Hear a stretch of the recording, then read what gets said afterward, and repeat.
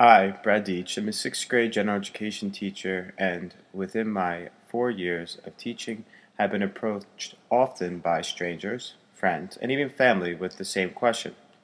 Doesn't your job get boring? You know, teaching the same thing over and over again? Upon hearing this question, my instinctual response is to smile and blurt out no. However, when I attempt to answer this question, I often had difficulty articulating my reason for why teaching is the antithesis of what these people think. Nevertheless, upon hearing about a theory called adjacent possibilities from Stephen Johnson's book, Where Good Ideas Come From, it became clear to me. The scientist Stuart Kauffman defined the theory adjacent possibilities as the limits and creative potential of change and innovation, and defined all those molecular reactions that were directly achievable in the pre-mortal soup. This definition, quoted from page 31 of Johnson's book, may appear unclear to most, but it can be best explained through an example Johnson uses about evolution. In prehistoric times, velociraptors' wrists began to evolve.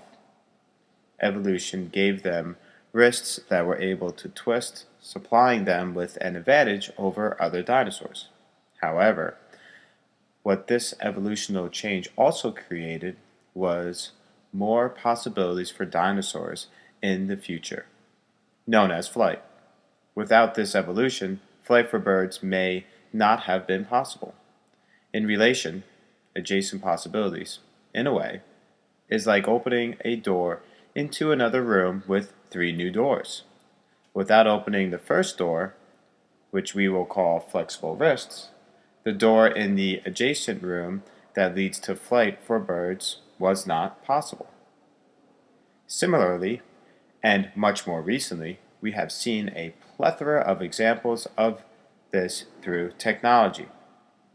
The creation of the internet has opened a magnitude of doors for people, companies, countries, and much more. For example, prior to high-speed internet connection, when computers relied on dial-up to connect to the web, the door for YouTube would have been completely inefficient and unreasonable, resulting in failure. According to Johnson, a simple clip that would have taken seconds to load today would have taken up to an hour to load only 15 years ago. Therefore, when the popularity of high-speed internet became readily available to people, that door to YouTube became feasible and opened, effectively affecting millions globally. According to a study done by Noran Landini, in 2009, YouTube had over 170 million monthly users in Canada and 81 million in the United States, and that number continues to grow today. Furthermore, YouTube has become a useful tool in the classroom for educators.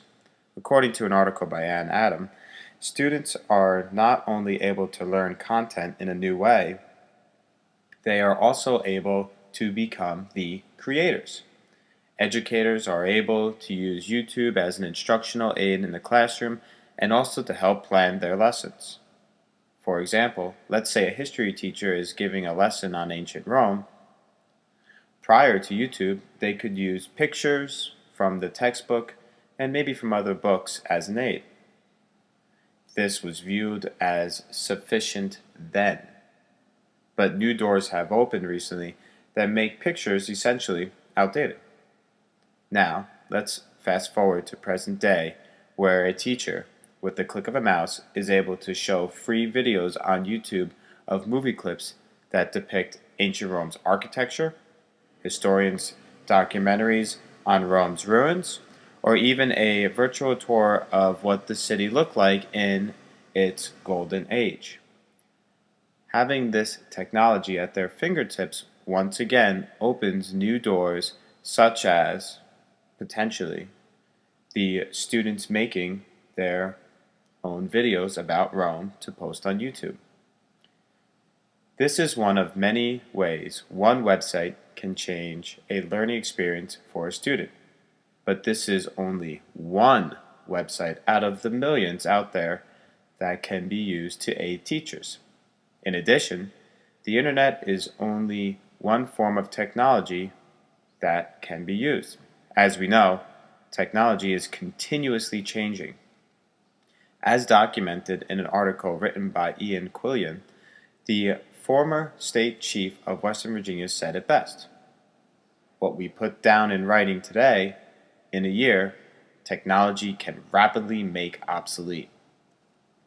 So, how does all of this and the idea of adjacent possibilities help me answer the question, don't you get bored teaching the same thing over and over again?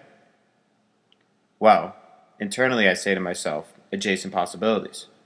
But I articulate it to others by saying that each day I have experiences with my students where I learn from them, resulting in new doors opening that I would not have been aware of if I never had that interaction. In addition, the ever-changing, continuously door-opening tool of technology keeps me on my toes, continuously searching and discovering new tools to use to better reach my students at all levels. Consequently, my job could not be more interesting and active.